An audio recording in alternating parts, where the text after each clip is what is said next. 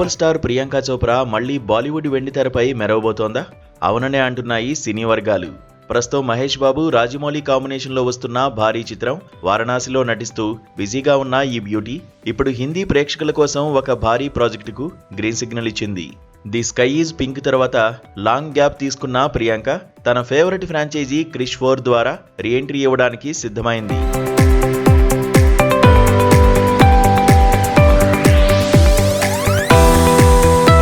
ప్రియాంక చోప్రా గత కొన్నేళ్లుగా హాలీవుడ్ సిరీస్లు, సినిమాలతో అంతర్జాతీయ స్థాయిలో గుర్తింపు తెచ్చుకుంది.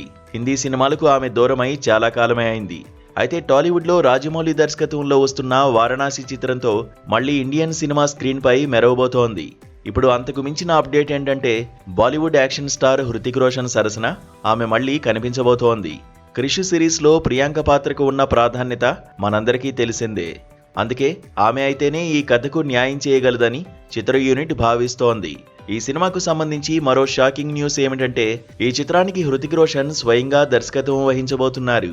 ఒక నటుడిగా మెప్పించిన హృతిక్ మెగాఫోన్ పట్టుకోవడం ఇదే మొదటిసారి. తన తండ్రి రాకేష్ రోషన్ పర్యవేక్షణలో ఈ సినిమాను అత్యున్నత సాంకేతిక విలువలతో రూపొందించనున్నారు. రాకేష్ రోషన్ గారు కూడా ప్రియాంక పాత్ర ఈ కథకు చాలా కీలకమని, ఆమెను తప్ప వేరే ఎవరినీ ఊహించుకోలేమని గతంలోనే వెల్లడించారు. తాజా సమాచారం ప్రకారం ఏప్రిల్ నుంచి ఈ సినిమా షూటింగ్ ప్రారంభం కానుంది.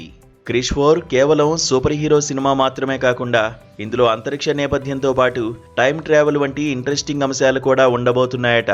గతంలో వచ్చిన క్రిష్ సినిమాల కంటే ఇది భిన్నంగా సరికొత్త విజువల్ వండర్గా ఉండబోతోందని టాక్. టైం ట్రావెల్ కాన్సెప్ట్ కాబట్టి ప్రియాంక పాత్ర గతానికి భవిష్యత్తుకు మధ్య ఒక వారధిలా ఉంటుందని సమాచారం.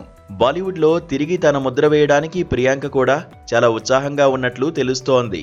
ఒకవైపు రాజమౌళి సినిమా, మరోవైపు హృతిక్ రోషన్ క్రిష్ 4. ఇలా ప్రియాంక చోప్రా తన సెకండ్ ఇన్నింగ్స్ను చాలా ప్లాన్డ్గా మొదలు పెడుతోంది.